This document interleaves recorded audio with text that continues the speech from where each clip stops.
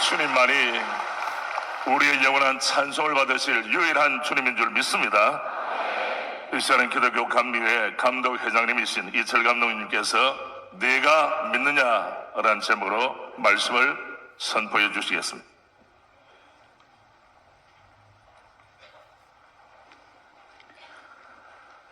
부활절에 참여하신 모든 분들에게 부활의 주님이 주시는 소망과 기쁨이 충만하시기를 축복합니다.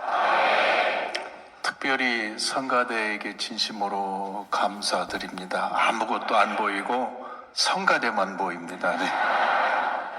우리 옆에 계신 분들하고 따뜻하게 서로 쳐다보시면서 부활의 주님을 찬양합시다. 인사하시기 바랍니다.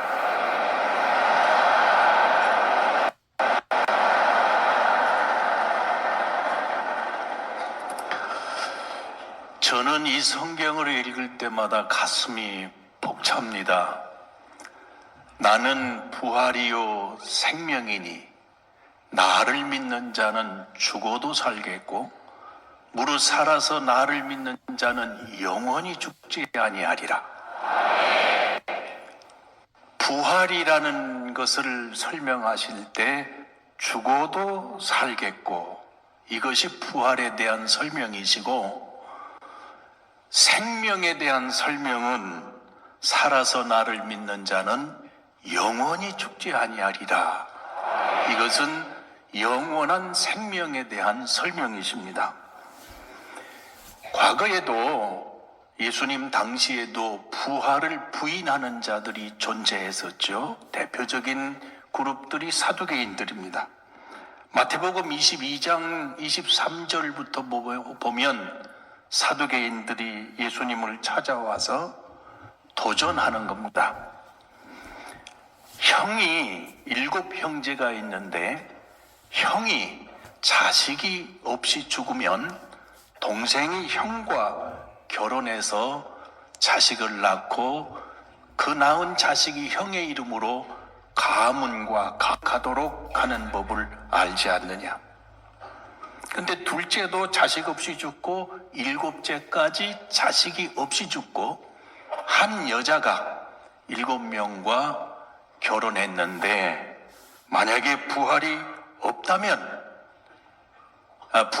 있다면 천국에서 이 여자는 누구의 아내가 되겠습니까? 소위 계대 결혼법을 가지고 예수님에게 도전한 겁니다. 이 사람들은 부활도 없고 영도 없고 천사도 없다고 믿는 철저한 현실주의자들입니다.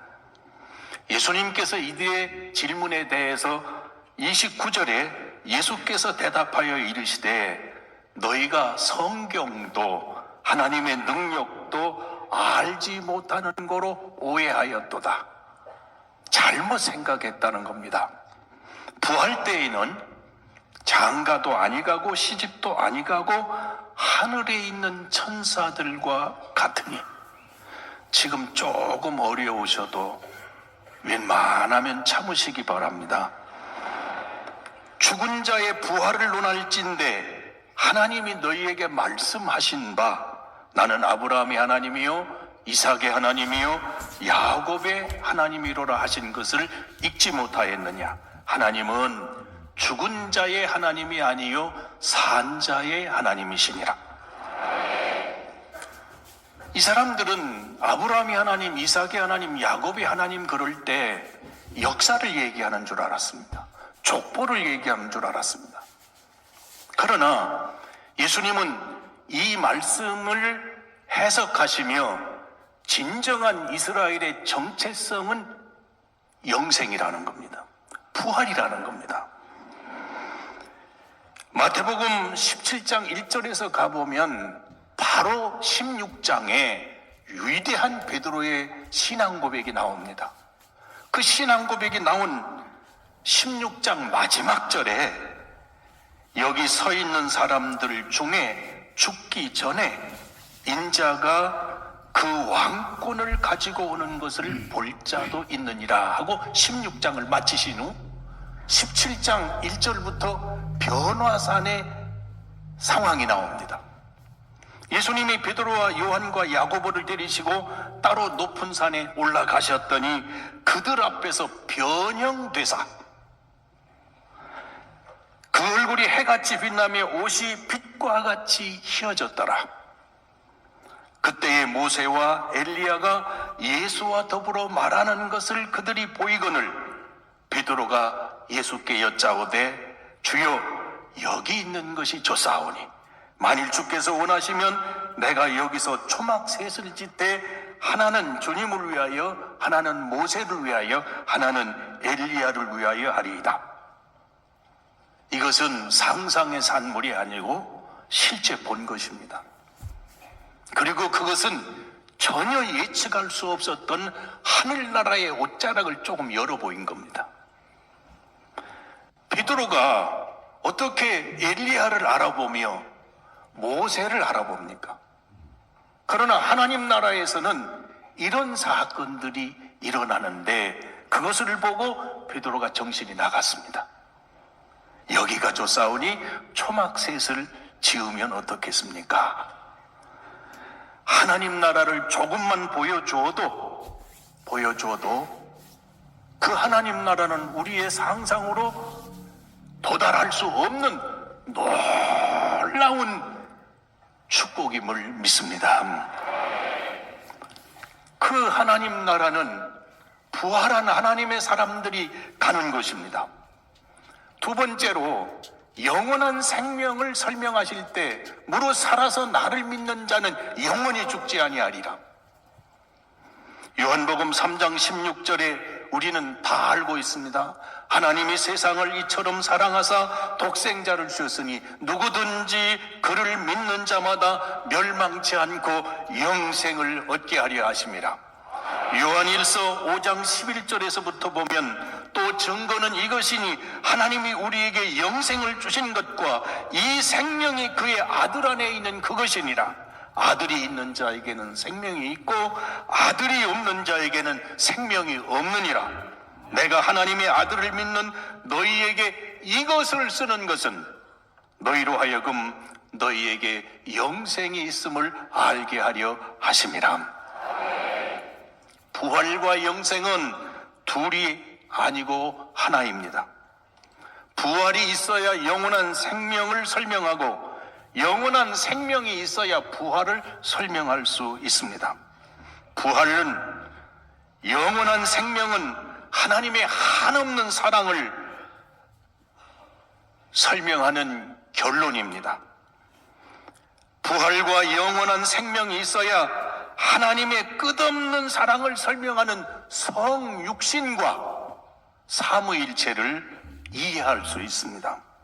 성육신과 삼위일체는 하나님의 끝없는 사랑으로 인간을 구원하시는 하나님을 우리에게 직접 보여주신 것입니다. 마르다, 초라한 사람입니다. 가난한 집안입니다. 이 가정에 죽음이 찾아왔습니다. 기둥이 무너졌습니다. 이 마르다에게 나는 부활이요 생명이니 나를 믿는 자는 죽어도 살겠고 무릇 살아서 나를 믿는 자는 영원히 죽지 아니하리라. 이것을 내가 믿느냐 그랬습니다. 마르다에게 이것을 내가 믿느냐고 물으신 이 물음 속에 첫째는 인간의 존재 가치에 대해서 다시 바라볼 수 있는 하늘나라의 관점을 열어주신 것입니다. 인간은 어떤 존재입니까? 나를 생각해도 보잘것없고 세상을 봐도 보잘것없는 존재입니까? 그러나 예수님은 자신조차도 초라하게 여기는 마르다에게 너는 부활에 동참할 자요, 너는 영원한 생명을 가질 자라고, 이것을 내가 믿느냐고 물어보신 겁니다. 공산주의자들은 하나님을 부정하기 때문에, 하나님을 부정하게 되면 그들의 결론은 인간은 물질에 불과한 겁니다. 인간을 물질로 보고 영원한 생명이 없는 인간에게 무슨 희망이 있으며 소망이 있고 미래를 생각하고 새로운 가치를 가지고 일어날 능력이 있습니까? 그러므로 주님의 이 말씀은 우리 인간에게 인간의 존재 가치를 다시 보게 하고 그리고 영원한 소망을 갖게 하는 능력이 됩니다. 영원한 하나님 나라를 바라보지 않으면 인간의 모든 일들이 물질로서 아무 가치가 없습니다. 그리고 동시에 영원한 하나님 나라를 바라볼 수도 없게 만듭니다. 인간은 아무리 초라해도 심지어 추해도 능력이 없어도 인간은 물질로 대할 존재가 아닙니다. 그리고 동물로 대할 존재가 아닙니다. 인간은 하나님이 지극히 사랑하셔서 자신의 보좌를 내주시고 우리 가운데 오셔서 추한 우리를 씻으시고 우리를 용서하시고 우리를 사랑하시고 일으키시고 우리에게 영원한 하나님의 나라를 상속해 주시는 겁니다. 예수님께서 부활하신 후에 요한복음 20장 17절에 보면 막달라 마리아를 무덤 앞에서 만나십니다. 막달라 마리아는 7 귀신 들렸던 여자입니다. 7 귀신 들렸던 여자라는 의미는 뭐냐? 통째로 인간 전체가 완전히 무너졌다는 겁니다. 사람으로 여길 수 없는 존재였는데 주님이 고쳐주셨습니다. 귀신을 내어 쫓아주셨습니다. 왜 고치셨겠습니까? 막달라 마리아라는 한 인생을 생각해 보면 인간의 가치를 능력으로 평가하지도 않고 그의 소유로도 평가하지 않고 그 자체만으로도 버릴 수 없는 가장 귀중한 존재이기 때문에 막달라 마리아를 고치신 겁니다. 그 막달라 마리아 주님을 잊을 수 있습니까? 무덤 앞에 제일 먼저 찾아갔습니다. 요한복음 20장 17절에 보면 그 무덤 앞에서 예수님께서는 막달라 마리아에게 너는 내 형제들에게 가서 이르되 내가 내 아버지 곧 너희 아버지 내 하나님 곧 너희 하나님께 올라간다 하라. 자신의 아버지를 우리 아버지 되게 하시고 자신의 하나님 되심을 우리의 하나님 되게 하시기 위해서 우리에게 오신 예수 그리스도, 우리가 넘을 수 없는 사망의 벽을 깨뜨리시고 우리를 자유케 하시며 부활에 동참하도록 문을 여셔서 부활의 첫 열매가 되신 줄로 믿습니다. 그러므로 부활은 시들지 않는 영원한 소망입니다. 둘째로 이 부활의 신앙을 갖고 있는 자에게 땅에 있는 불쌍한 영혼을 맡기셨습니다. 이 부활의 신앙을 갖고 있는 사람만이 이 세상 속에 눈물을 닦아줄 수 있습니다. 성경에 보면 계시록 21장 3절 4절에 보면 내가 들으니 보좌에서 큰 음성이 나서 이르되 보라 하나님의 장막이 사람들과 함께 있음에 하나님이 그들과 함께 계셔서 그들은 하나님의 백성이 되고 하나님은 친히 그들과 함께 계셔서 모든 눈물을 그 눈에서 닦아주시니 다시는 사망이 없고 애통하는 것이나 곡하는 것이나 아픈 것이 다시 있지 아니하리니 처음 것들이 다 지나갔음이라라. 저 천국은 눈물이 없습니다. 아픔도 곡하는 것도 없습니다.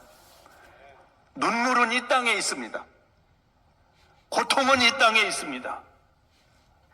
이 땅에 고통을 겪고 아픔을 겪는 이 사람들을 주님이 사랑하셔서 찾아오셔서 만나시고 고쳐주시고 치유하시고 사랑하셨듯이 예수님의 부활에 동참하여 부활과 영원한 생명의 소망을 가진 사람들이 절망하고 있는 이 백성의 눈물을 닦아주라고 말씀하신 겁니다. 이게 그리스도인들이 가져야 될 신앙입니다. 그리스도인들이 갖고 있는 소망은 이 소망 때문에, 하나님이 주신 소망 때문에 이제는 이 땅에 우리가 사랑해야 될 자를 지극히 사랑하는 사랑의 공동체요, 사랑의 존재로 바꾸어져야 되리라고 믿습니다. 천국은 세상을 포기한 사람들이 가는 곳이 아닙니다. 세상을 사랑해서 이 땅의 사람들을 사랑하다가 주님이 사랑하신 것처럼 사랑하다가 천국 가는 겁니다. 이 땅을 위해 헌신하다가 천국 가는 겁니다. 그러므로 그리스도인들의 직업과는 본질적으로 하나님 없다고 믿는 사람들의 직업관과는 본질적으로 다릅니다. 우리는 직업을 직업이라고만 생각하지 않고 하나님이 주신 사명이라고 생각하고 있습니다. 이 사명은 사람을 살리는 것이고 사람을 지키는 것입니다. 그리고 그 사람을 일으키는 겁니다. 장인이 없어지면 위대한 예술품이 이어져 갈 수 없고, 사람을 살릴 수 있는 능력을 가진 사람이 그 자리를 포기하게 되면 대체할 사람이 없습니다. 사람을 지켜야 될 임무를 가진 사람이 그 자리를 포기하게 되면 누가 다른 사람을 지켜줍니까? 그리스도인들은 예수 그리스도의 은혜를 깨달은 다음부터 우리의 속 본질의 가치관이 다르고 접근 방법이 다릅니다. 마르다가 너는 영원한 부활에 동참할 자요, 하나님을 아버지라고 부를 수 있는 자요, 하나님 나라의 백성이라는 자신에 대한 가치관을 갖게 되면 이 가치관은 상대방을 보는 가치관이 바뀌게 되어 있습니다. 그러므로 우리는 다른 사람을 볼 때 보는 가치관이 내게 필요한 사람으로 보는 게 아니고 주님이 사랑하셔서 내게 맡긴 사람으로 보는 가치관으로 바뀌어져야 됩니다. 이게 본질입니다. 그래서 부활과 영생의 신앙을 가진 사람들에게 이 땅을 포기하지 말고 오히려 이 땅의 백성을 가슴에 품고 그 눈물을 닦아주고 고통에서 지켜줄 사명을 맡기신 겁니다. 그러므로 우리는 사랑해야 되고 사랑은 이유가 없습니다. 마지막 세 번째, 그 부활과 영생의 능력을 믿는 예수 그리스도를 바라보는 성도들에게는 이제는 땅의 가치관이 아닌 높은 하늘나라의 가치관, 영생의 가치관을 갖고 세상에서 살기를 바랍니다. 그런데 세상 사람들이 갖고 있는 탐욕, 세상이 갖고 있는 자기 나라, 세상 사람들이 갖고 있는 욕구, 똑같이 그리스도인들이 그것 때문에 갈등해서는 안 됩니다. 오히려 그리스도인들이 들어가서 땅으로 내려가는 가치관을 더 나은 영원한 생명의 가치관으로 끌어올려야 될 책임을 갖고 있습니다. 그 가치관이 일제하에 있을 때 교회들 하여금, 그때 천도교인은 100만이 넘고 기독교인은 15만 명이 다였던 때에 교회는 나라를 찾고 백성의 눈물을 보게 하고 이 고난 속에서도 영원한 생명을 바라봐야 될 가치관을 갖고 시대를 대하고 나라를 대했습니다. 그래서 지식인들이 나라가 독립하려면 교회를 와야 되겠다고 백성들이 교회를 찾아왔습니다. 전쟁 때에도 그랬습니다. 그러나 우리는 점점 잘 살게 되면서 풍요롭게 되면서 풍요의 가치를 뛰어넘는 하늘나라의 가치관에 이르지 못했기 때문에 세상 사람들이 교회를 보고 더 나은 가치관으로 이끌어주기를 기대했는데 자기들과 다를 바가 없다는 것 때문에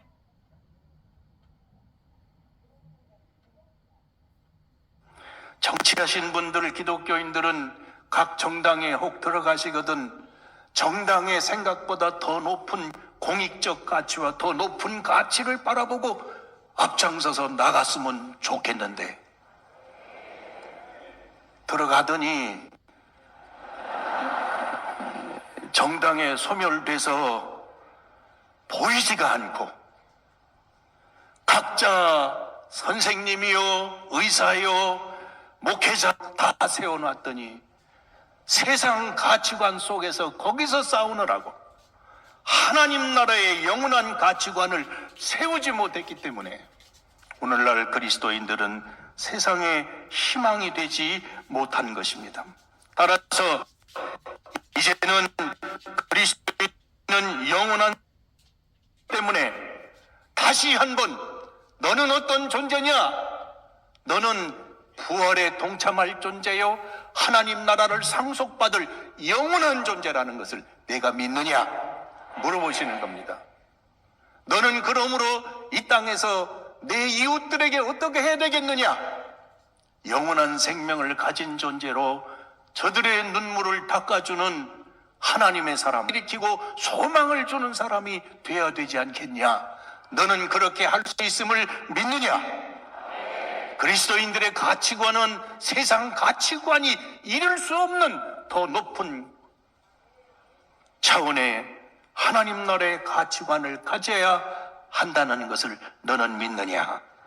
너는 지금 초라하지만 보잘것없지만 아니다.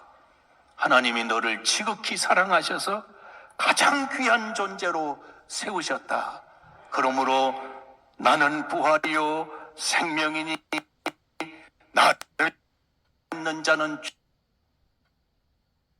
나를 믿는 자는 영원히 죽지 아니하리니 너희 있는 이 자리에 지금 그 자리에서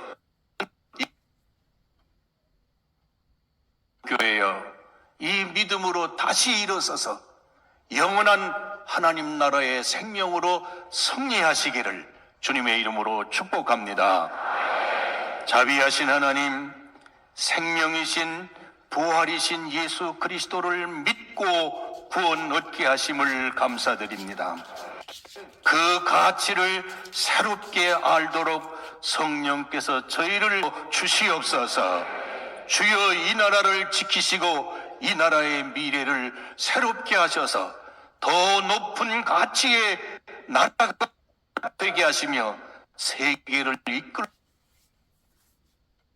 가진 축복의 나라가 되게 하여 주시옵소서. 예수님 이름으로 기도드리옵나이다. 아멘.